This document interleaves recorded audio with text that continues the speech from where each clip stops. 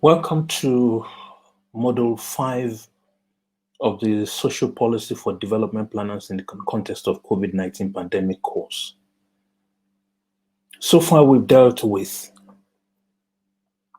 issues of the nature of development and development planning, an introduction to social policy, the nature and the typologies and varieties of social policy regimes, social protection, and especially in the context of COVID-19. In this particular module, we're concerned with the issue of social policy in international compacts. In other words, in the context of international agreements. And we will be looking in particular at Agenda 2063 of the African Union and Agenda 2030 of the United Nations.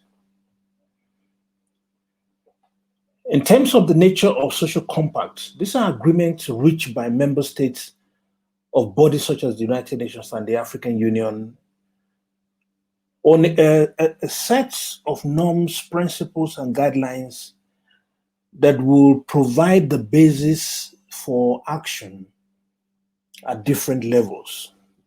This could be national, regional, and global levels. This is generally understood in international relations as the principle of subsidiarity. International compacts may be binding or non-binding. For the types of international compacts that are binding in nature, you will have something like the African Charter of Human and People's Rights, which enter into force when a specified number of countries have ratified the agreement, and the process of ratification means that the national government informed the African Union in the context of African Charter of Human and People's Rights that they've agreed to the content of the charter, and it enters into the domestic legal system. In other words, the charter becomes domesticated, and it then has the power of being enforced in court of law within the countries, as in the case of Charter of Human and People's Rights. In that context, they're binding. Most compacts, however, especially those with social policy nature, are generally non-binding. They are essentially intended to be norm-setting, setting the norms, the advisory in terms of what countries need to do, and countries are encouraged. And in a number of cases, you may in fact have situations where countries are asked to report regularly on the movement towards the targets that have been set within the compact. In this model, we will focus on two international non-binding compacts. One is the African Union Agenda 2063, and the other is the United Nations Agenda 2030. In July 2012, Dr. Nkosazana Dlamini Zuma was elected chairperson of the African Union Commission. She was previously Minister of Health, Foreign Minister, and Minister of Home Affairs in the South African cabinet in South Africa. But what was important is that our tenure marked the 50th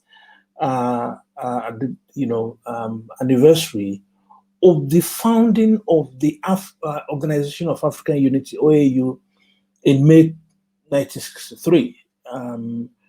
And the African Union's Agenda 2063 was developed within the context of the celebration of the 50th anniversary of the OAU and the successor organization, the AU, to develop a continental strategic vision, which was supposed to last into the next 50 years. On 25th January 2015, 2 years after the celebration of the 50th anniversary of the African Union, or the Organization of African Unity, OAU, the AU Heads of State Summit adopted the strategic document Agenda 2063. As I indicated, Agenda 2063 is a 50-year strategic vision program for the African continent, with the normative principle of pushing for inclusive growth and sustainable development for Africa. The process leading to the adoption of Agenda 2063 was initiated at the 50th anniversary summit of the OAU and the AU in January 2013. And you had the AU Commission, the NEPAD Planning and Coordinating Agency, the African Development Bank, and the UNECA, which were tasked with the process of developing the strategic vision document and plan. And the vision development itself was initiated at a ministerial retreat of the Executive Council of the AU Commission on Agenda 2063 in Bahir Dar, Ethiopia, and that ministerial retreat, went from 24th to 26th January 2013. The retreat itself was followed by extensive consultation with groups and individuals across the continent and the diaspora, the recruitment of individuals to help in putting the vision documents together, consultation with the regional economic communities and their commissions and other organs of the AU. And there were various efforts at various levels to go through previous plans of the AU and the OAU and charters from which to draw both the norms that will underpin the vision, as well as the specific project that will be part of the plan. So there's the vision document and there's the plan itself. In January 2015, two documents were adopted by the AU Summit of Heads of States. One was the framework document, and then there's the popular version of the framework document. And what was presented as the first 10-year implementation plan was adopted at a subsidiary summit that was held in South Africa in June 2015. What Agenda 2063, which is popularly have the names, the Africa we want, seeks to do were in 5 parts. The first was to galvanize and unite in action all Africans in the diaspora around the common vision of a peaceful, integrated, and prosperous Africa. 2, to harness the continental endowments embodied in its people, history, cultures, and natural resources, geopolitical positions, to effect equitable and what was called people-centered growth and development. 3, build on and accelerate implementation of continental frameworks and other similar initiatives. 4, provide internal coherence and coordination to continental, regional, and national frameworks and plans adopted by the African Union, the Regional Economic Commission, and member states' plans and strategies. So we will come back to the issue of the principle of subsidiarity, and finally, to offer policy space for individuals, sectors, and collective action to realize the continental vision.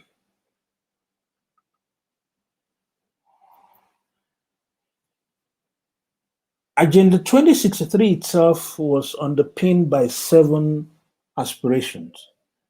The first aspiration talks about a prosperous Africa based on inclusive growth and sustainable development.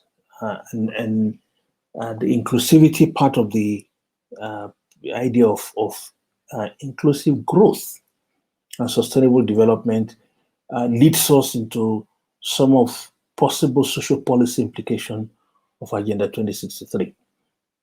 Aspiration 2 involves, aims for an integrated continent politically united based on the ideal of Pan-Africanism.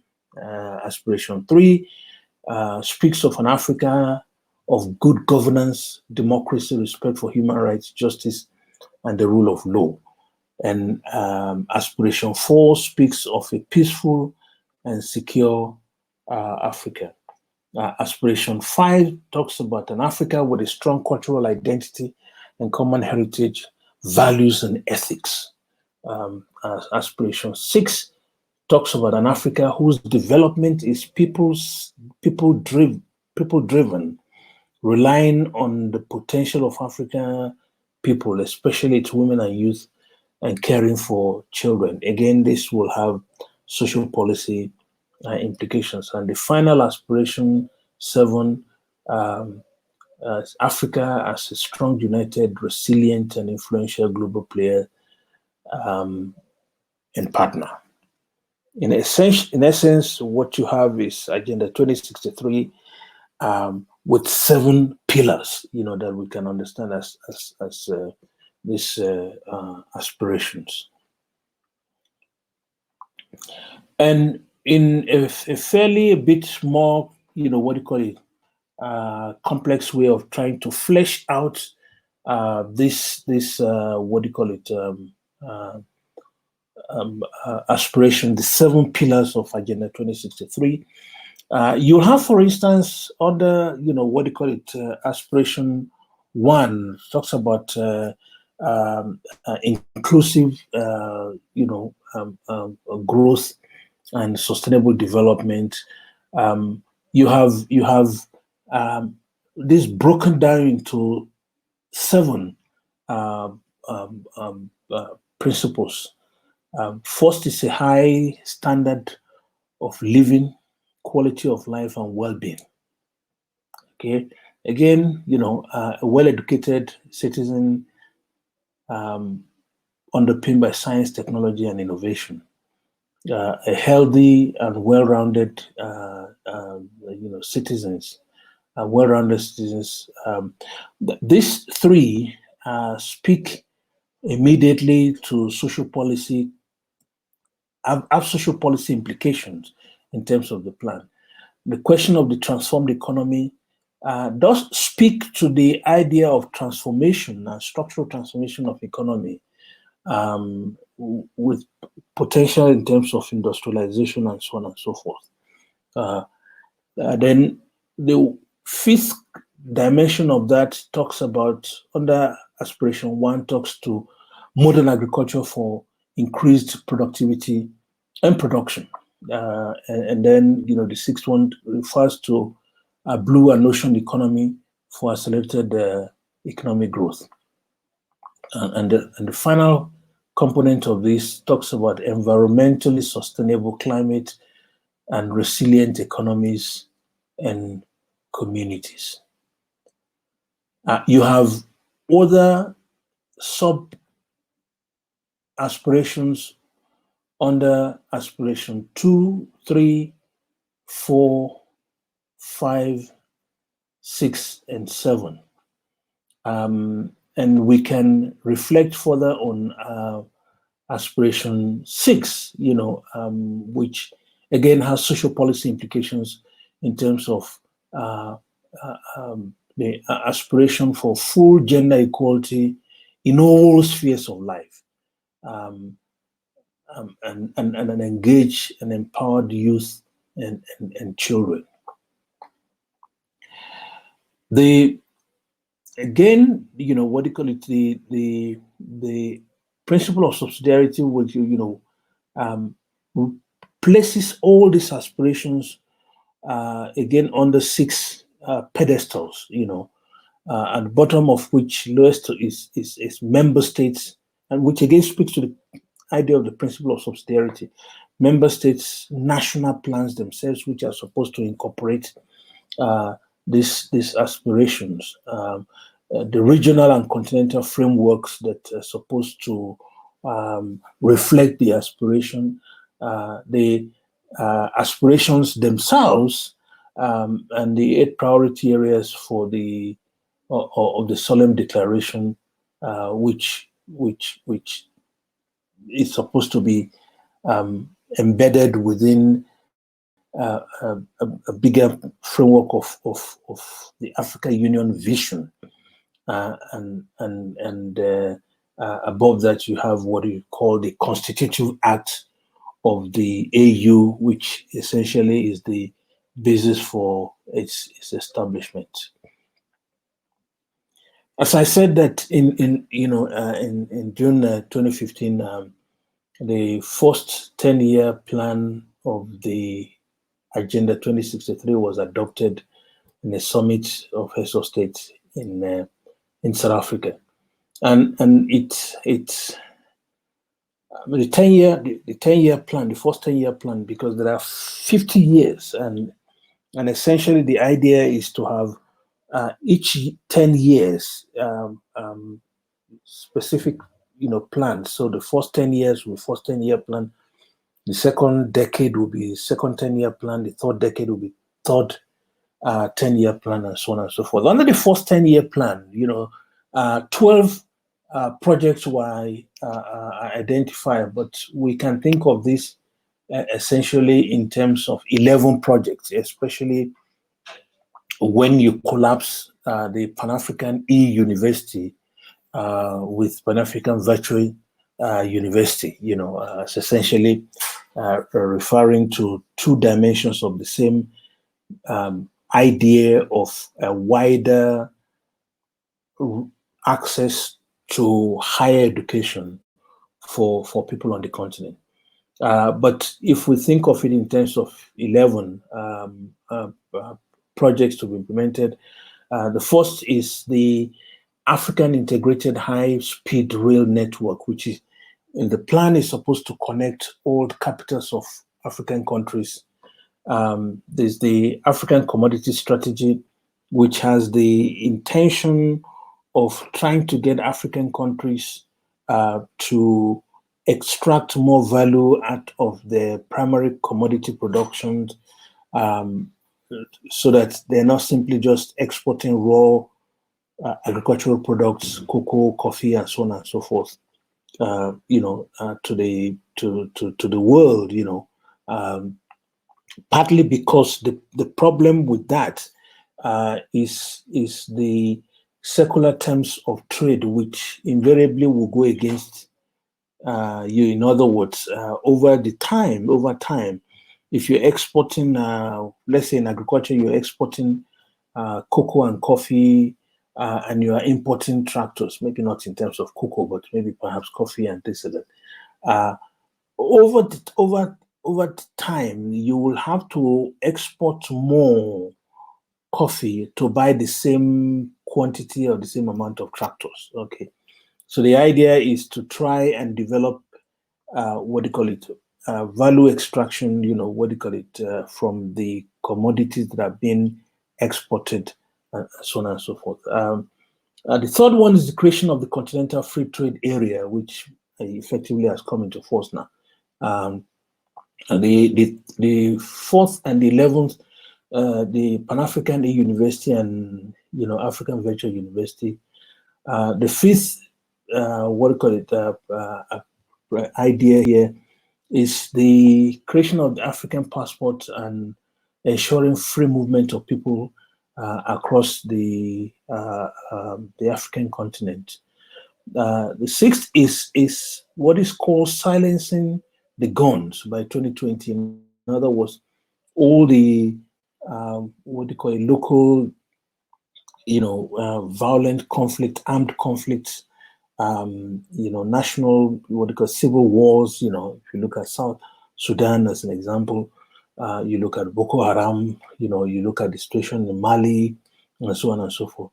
The intention then was in 2015 was that by 2020 you will have ended all violent conflicts on the continent. The implementation of the Grand Inga Dam project, which is supposed to be a major source of electricity supply into a common pool of electricity, which can then be distributed, across national boundaries, in regional area, much in the same way that you have Kabura Bassa, for instance, supplying electricity to not just in Mozambique, but was built intentionally to supply electricity to South Africa, to Zimbabwe, and so on and so forth. And the creation of an annual consultative platform for policy dialogue within the continent, the creation of a single African air transport market, which is essentially create a free market environment for air travel, air transport operation on the continent. And the 11th is the 10th is Africa's increased and improved exploration of outer space. We've already mentioned the Pan-African Virtual University in the context of African Air University, and the 12th, which effectively will be 11th, project was establishing continental financial institutions, which is supposed to support economic activities on the continent. I offer here what I maybe a critical assessment of Agenda 2063. This aspiration one speaks of inclusive growth and sustainable development of economies that are structurally transformed to create shared growth, decent jobs, and economic opportunities for all. These are important principles to have as a continental vision that goes all the way back to the Lagos Plan of Action of 1980. The concern, however, is when you look at the first 10-year plan, which should be the basis of launching this, there are no specific projects, no specific targets, no specific mechanisms in place in terms of what do you call it, this structural transformation of the economy, and that is supposed to be the base for creating shared growth. And when we look at this, these are all commonplace catchphrases, international development discourse in quotes. There is no coherent industrial policy frameworks or manufacturing framework in any of the plans. There is no framework for offering the education and the skills necessary for the well-educated, skilled citizens underpinned by science and technology, or how no child misses schools due to poverty or any form of discrimination. We will see this differently when we look at the United Nations 2030, where, in addition to norm setting, in addition to vision propositions, in addition to describing what the end product will be like after 50 years, where in the case of the United Nations, after 15 years, you had specific targets set a key weakness of the Agenda 2063 is you don't have the same set of target setting, with against specified dates, year, and against which you can then begin to measure the achievement. So, for instance, we talk about modernized infrastructure and people having access to affordable and decent housing, including housing finance, together with all the basic necessities of life, such as water, sanitation, energy, public transport. They're all important social policy aspirations. They're fundamental, and they're things that need to go into national, social policy planning and national development planning, and so on and so forth. But the agenda itself offers no clarity on how they are to be provided. Let's take an example of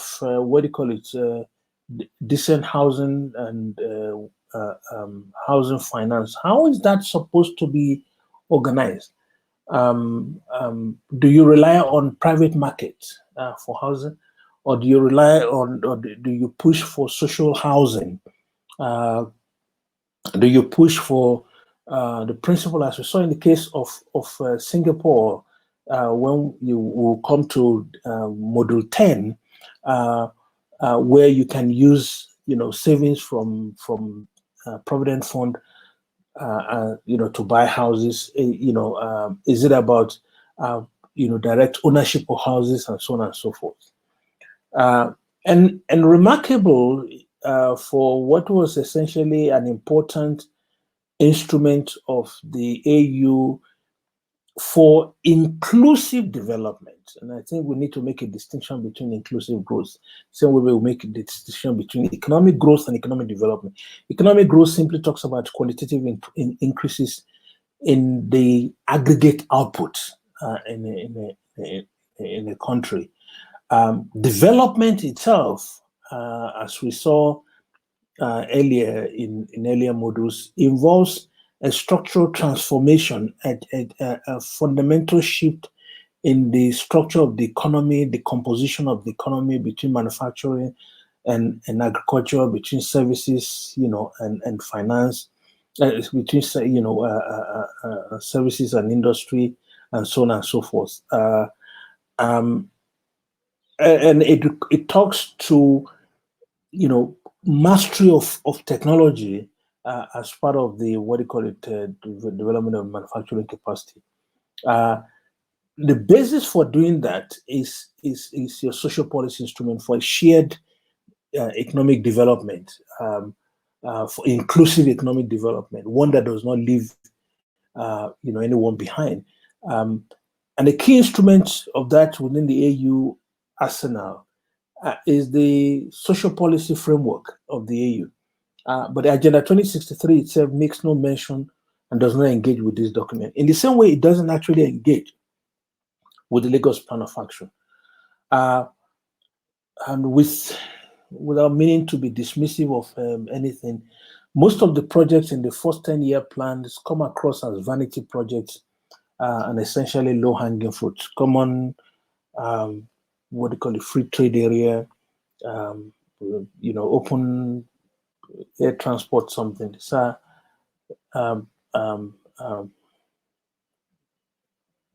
low-hanging fruits, and it becomes all the more important when you consider that the high-speed rail network, for instance, connecting,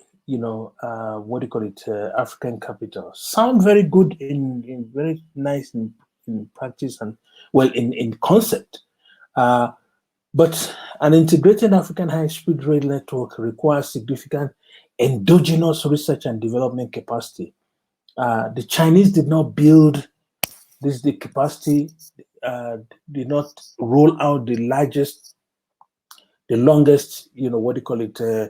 high-speed rail network in the world without strong manufacturing capacity, without strong capacity for investment in research and development, in high-speed rail, comfort, technology, and so on and so forth. Otherwise, if you simply talk about a high-speed rail network that connects all African capitals, and you end up having to import all the products from China, from Japan, from France, whatever. And such high level of imports, not even of capital goods, is likely to worsen the continent's balance of payment. And there is no effort to link such projects with clear industrial policy. As I said earlier, inclusive growth is not the same thing as inclusive development. Inclusive development involves a robust social policy framework for building productive capacity and ensuring equitable share in the benefits of development. But the social policy component of the agenda beyond norm setting remains significantly underdeveloped.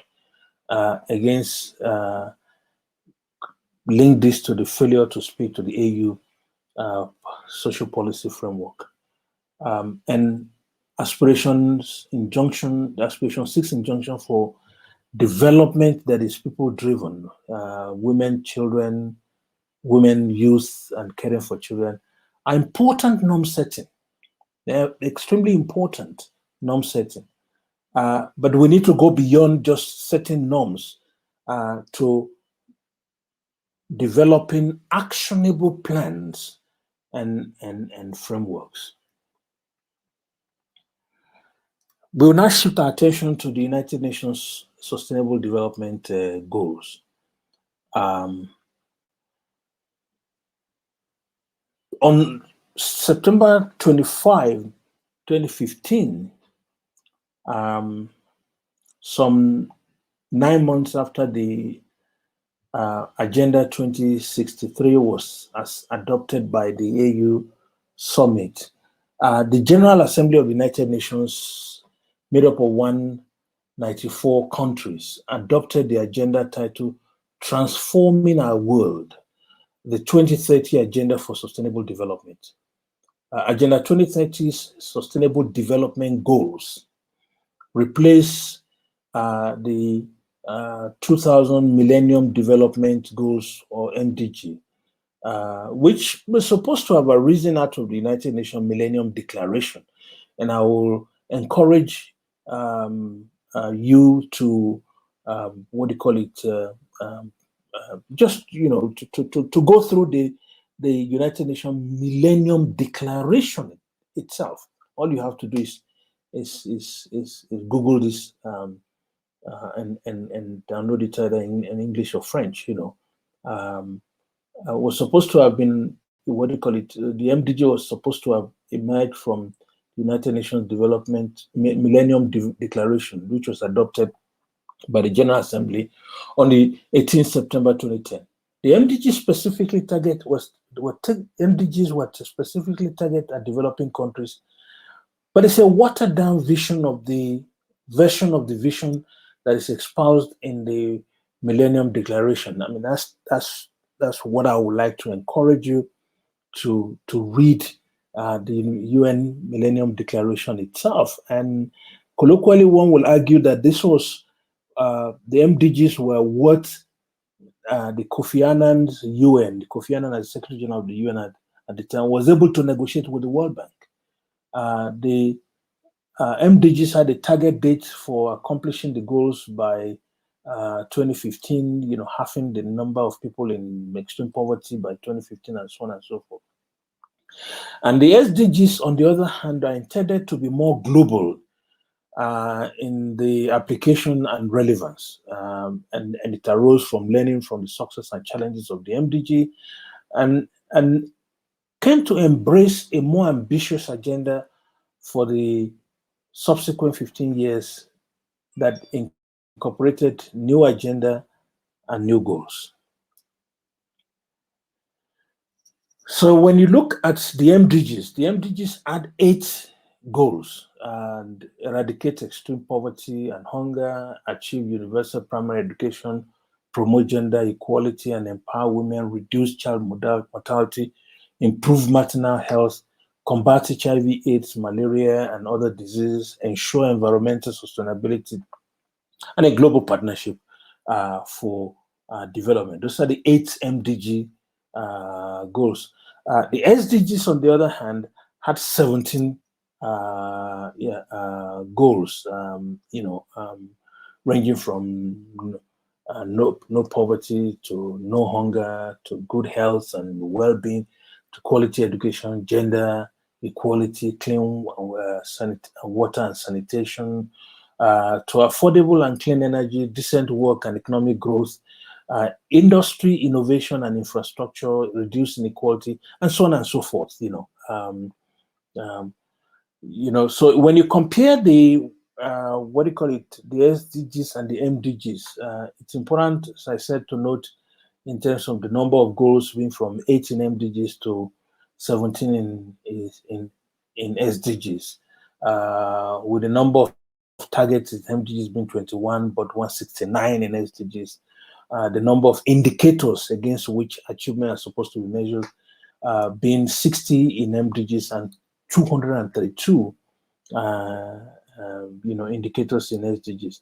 And the SDGs having a wider remit of coverage of people that were involved in the design, the consultation process, and the development of the SDGs relative to what was a very small technical and technocratic way of crafting the MDGs, as I said, which was what the Kofi Annan's United Nations, could negotiate with the World Bank at the time. In terms of the MDGs target for 2015 was set to get us halfway to the goal of ending hunger and poverty. So it's supposed to be a reduction in the number of people living in extreme poverty by half, by 2015. And it has been argued that it has a narrow focus on poverty reduction. The poverty reduction that it talks about is reduction of the number of people in extreme poverty, which was $1 to 25. SDGs, on the other hand, has been argued were designed to finish the job. So to get to statistical zero on hunger, on poverty, preventable clinical death, and other targets. Again, it's important to keep in mind that when the SDG talks about no poverty, ending poverty in all, it's from everywhere. What it's talking about is ending extreme poverty, not ending all forms of poverty. In real fact, but it has a wide focus on poverty reduction and tries to embed environmental and economic and social aspects together. As I indicated, before, the MDGs mainly targeted developing or least developed or poor countries. SDG targets, on the other hand, apply uniformly to all countries, rich, middle income, and so on. Although a significant number of them apply mainly to developing countries and speak of developing and least developed countries, so on and so forth. The main focus of the MDGs was on social dimensions and better health. SDGs, on the other hand, focus on social inclusion, economic growth, better health, and environmental protection. SDGs were also intended to strengthen equity, human rights, and non-discrimination.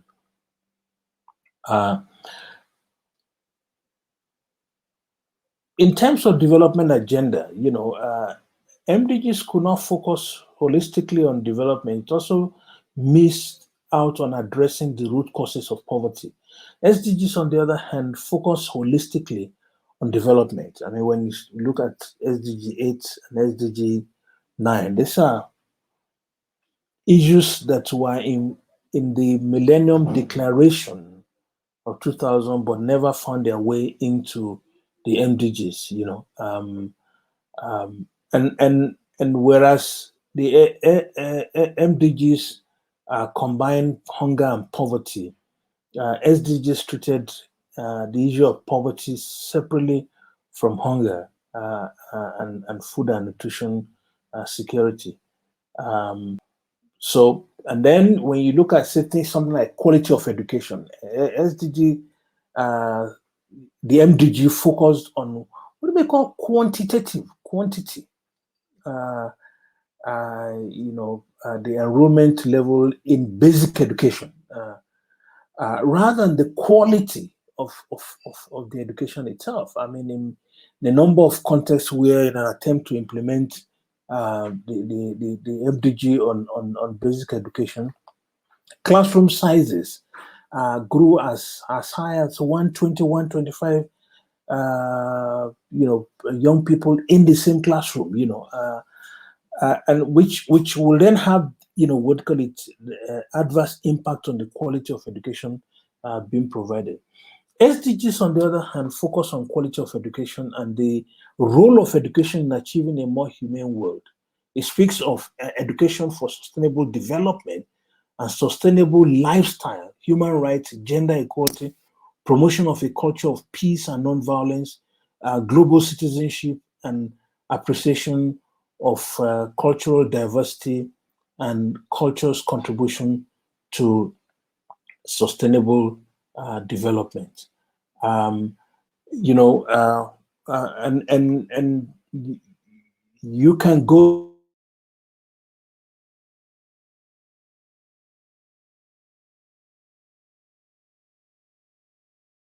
what do you call it, SDGs.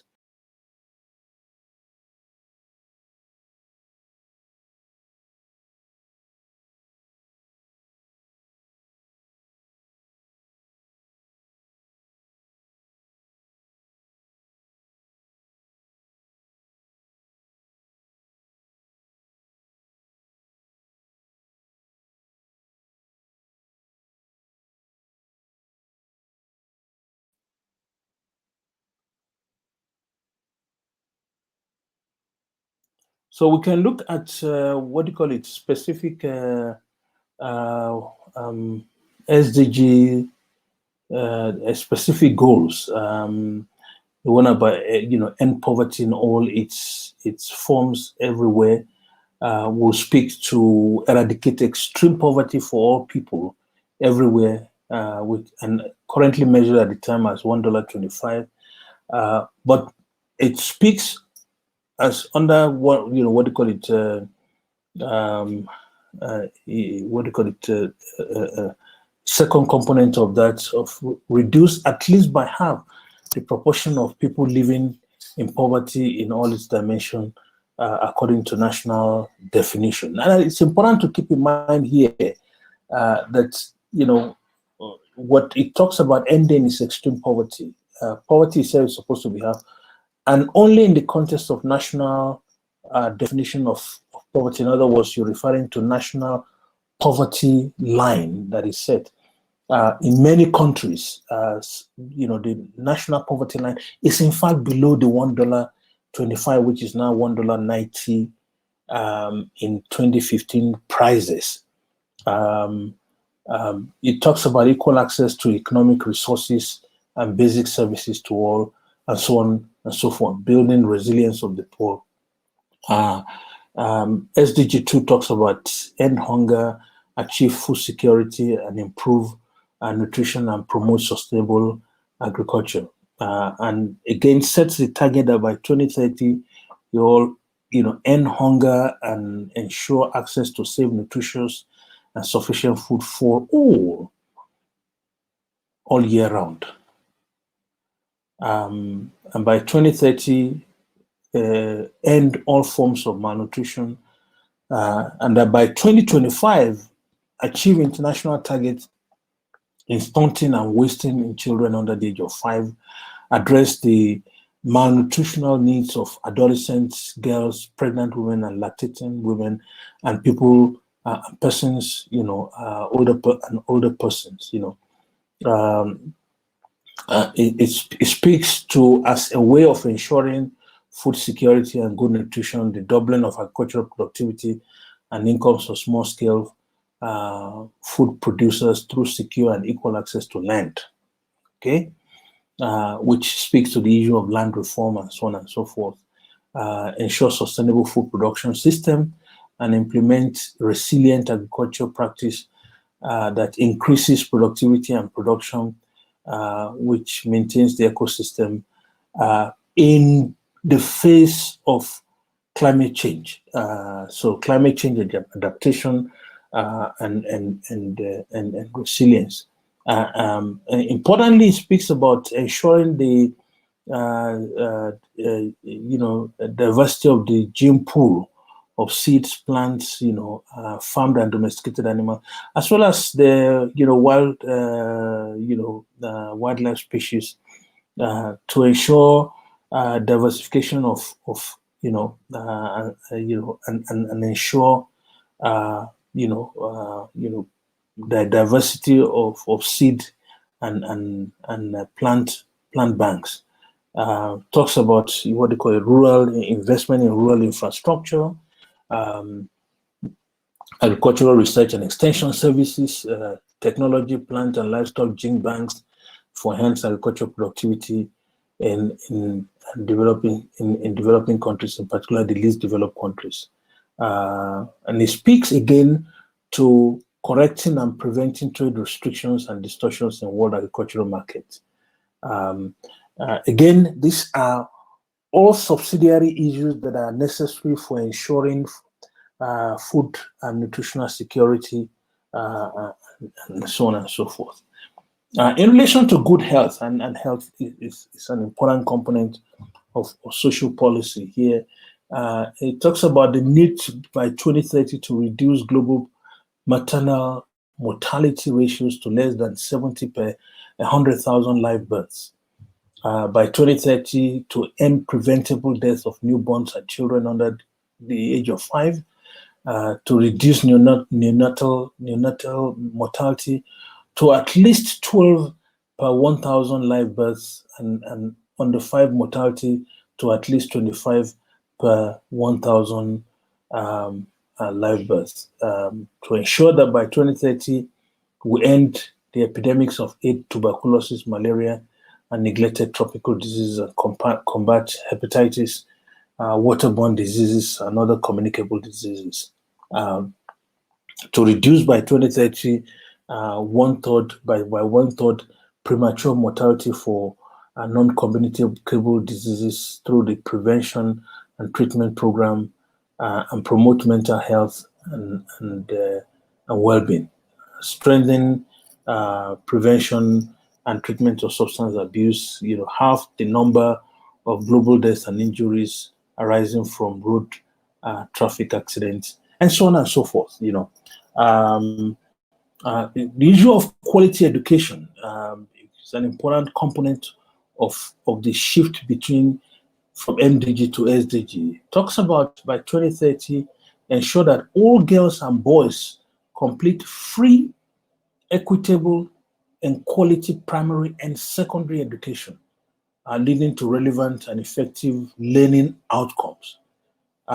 In other words, it ties 3 things here: access to boys and girls, which has to be free, and quality of education, not only at primary but also secondary school level, to learning outcomes. In 2030, ensures that all girls and boys have access to quality early childhood development care and pre-primary, so that they are ready in time for primary education. By 2030, for instance, it talks about ensuring equal access for all women and men to affordable and quality technical vocation, tertiary education, and so on and so forth. It talks about to eliminate gender disparities in education, to ensure that all youth and a substantial proportion of adults achieve literacy and numeracy. To ensure that all learners acquire knowledge and skills needed to promote sustainable development. In other words, you connect the skills in the schools to the economic development objectives of the country. to build and upgrade education facilities that are child disability and gender sensitive for safe, non-violent, and inclusive learning environment. So it's not enough to just simply provide schools. It's not enough to just provide them and make them available cheap. They have to be quality education. They have to be child. They have to be what do you call it? Sensitive. They have to be disability sensitive. They have to be gender sensitive. They have to be non-violent environments in which people can learn. What do you call it? Without fear or apprehension. And it talks about substantial expansion globally of the number of scholarship available to developing countries. So a substantial increase in the supply of qualified teachers, including through international cooperation for teacher training in developing countries. Because one of the critiques of the MDG around education was if you simply focus on basic education, who gets to produce the teachers and the textbooks necessary for teacher for what do you call it, basic education? That doesn't happen at the level of basic education. SDG 5 talks about achieving gender equality and empowering all women and girls, and it speaks about ending. And it's important to keep in mind that the what do you call the framework under this SDG does not have specific timeline. It expects them to be done almost immediately to end all forms of discrimination against all women and girls everywhere, eliminate all forms of violence against all women and girls in the public and private spheres, eliminate all harmful practices such as child marriage, female genital mutilation, recognize and value unpaid care and domestic work through the provision of public service infrastructure and social protection, policies, policies, and the promotion of shared responsibility within the household and the family as far as they are nationally appropriate.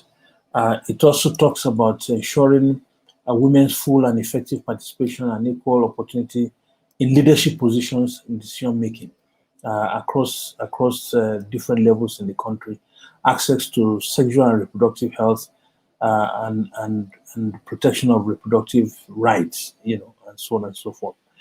SDG 6 talks about ensuring clean water and sanitation, and to ensure the availability and sustainable management of water and sanitation for all, achieve universal and equitable access to safe and affordable water by 2030, achieve access to adequate and equitable sanitation and hygiene for all, and end open defecation by 2030, pay attention to the needs of girls and women and those in vulnerable situations, and so on. SDG 7 talks in terms of affordable and clean energy. Here, it's about ensuring universal access to affordable, reliable, and modern energy systems, and increase substantially the share of renewable energy in global mix. This is about ensuring access to safe, reliable, modern use of energy instead of households depending on firewood or paraffin for cooking and lighting, and so on and so forth.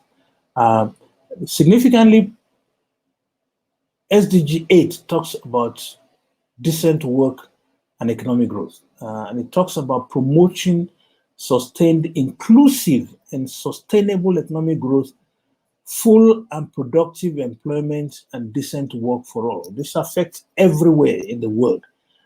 Sustain talks about, in this context, sustained per capita economic growth in accordance with national circumstances, and in particular, at least 7% gross domestic product growth per annum in the least developed countries, achieving higher levels of economic productivity through diversification, technological upgrading, and innovation, with a focus on high value added and labor intensive sector.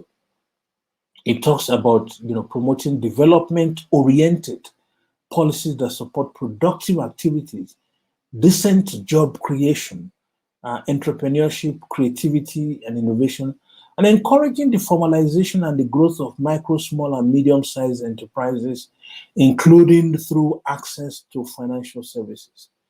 And this is important in terms of the way in which you ensure that progressively over time, you can first ensure decent work, and decent work includes not only good wages, but also access to quality social security instrument, social insurance, pensions, and what do you call it, sickness benefits and everything.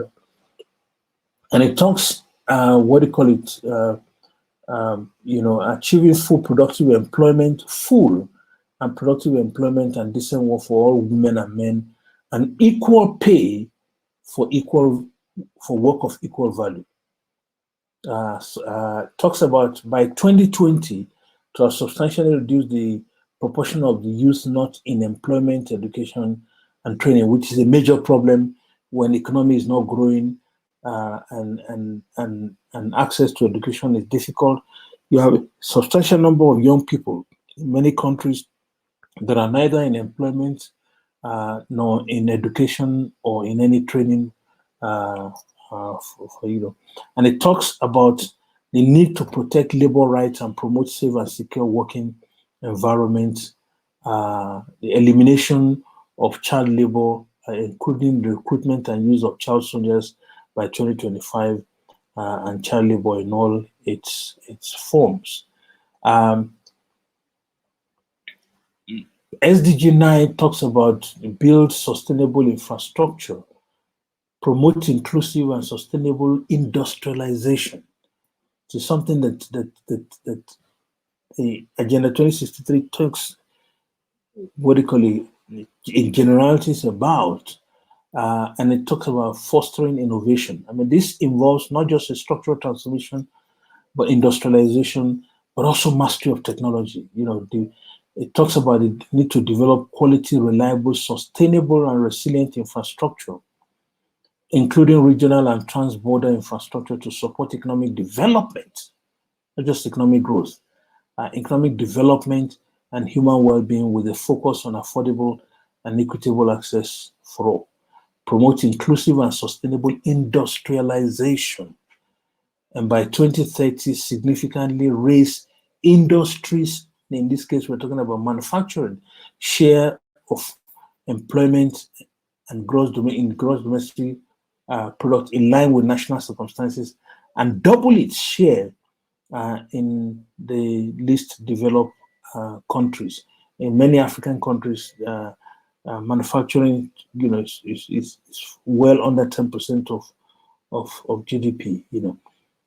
Increase the access of small-scale industrial and enterprises, in particular in developing countries, to financial services, including affordable credit and their integration into value chains and markets. The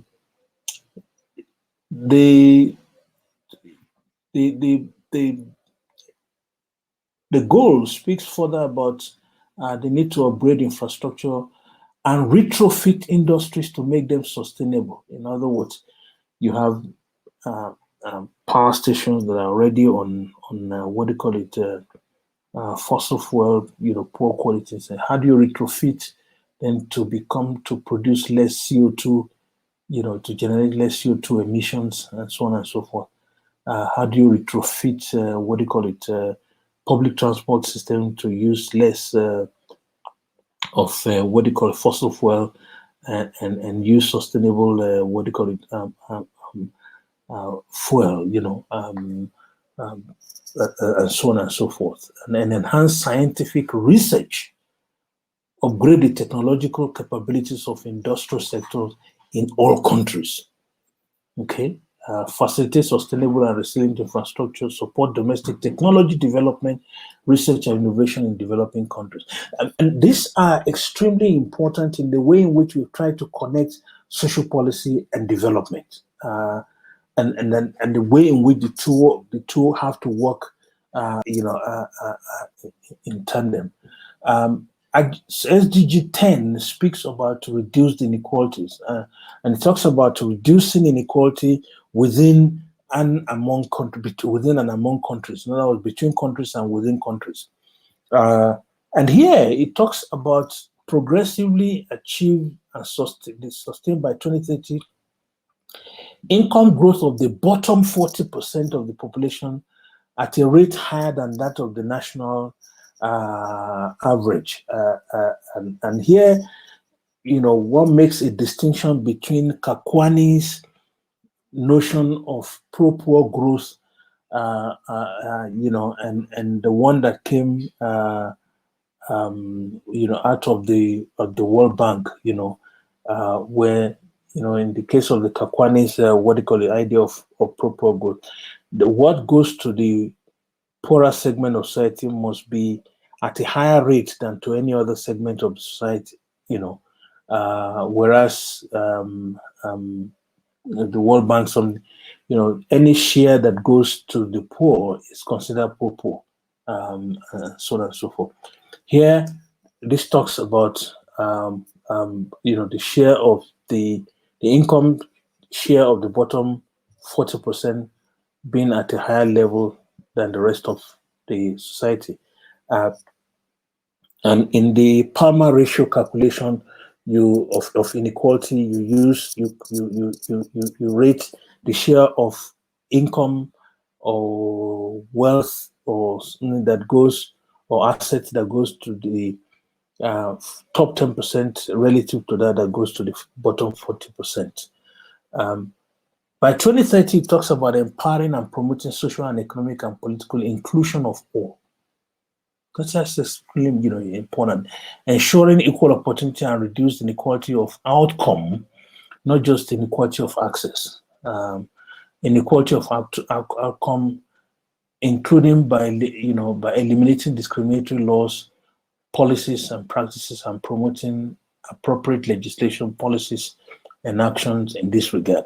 Because it's one thing to assure, allow for equity of access. In other words, you give people access to education. But if you don't take into consideration the social circumstances and the background from which they are coming, the implication of something as simple as sanitary towels for girls to be able to stay in school. That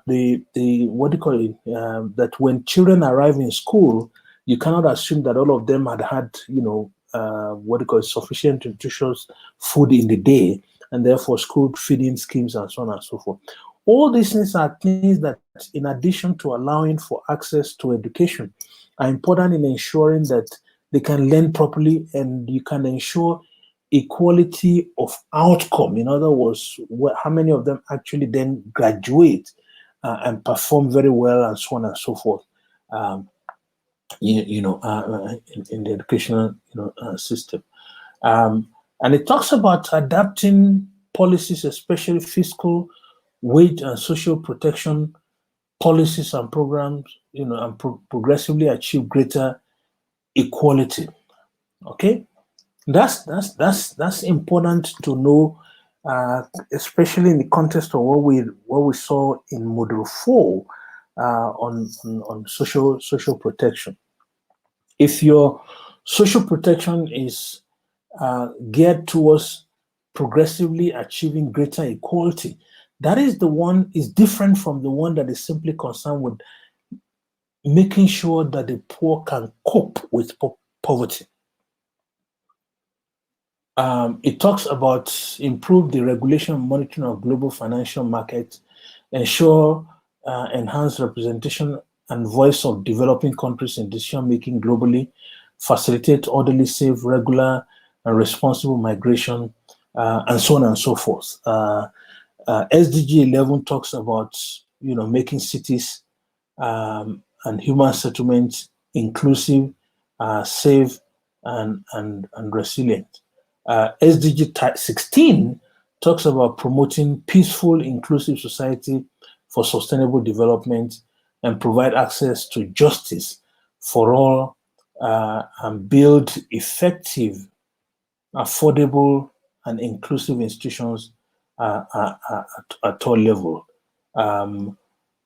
Now, what is important here in terms of looking at the social policy in SDGs, that the SDGs are essentially about norm setting. That needs to be understood. They're about norm setting with the principle of subsidiarity requiring for implementation at national, regional, and international levels. We have highlighted, drawing from direct detailed quotes of the text of the SDGs, the following: from health to education to hunger to gender equality, clean water, decent habitat, and inclusive labor markets, the SDGs offers benchmarks and targets for countries to aim at. Significantly, it links all this with the imperative of industrialization, innovation, and full employment with decent jobs. Nonetheless, it is important, as I indicated, to be sure that when SDG 1 speaks about the ending poverty in all its forms everywhere, it actually refers to extreme poverty. The norms of targeting $1.25 day idea may in fact actually lower the gaze on the actual task of eliminating poverty. Though it talks now about not just simply extreme poverty in MDG 1, but reducing poverty by half in all its forms. But the important thing is that we need to have a more expansive notion of human self-worth and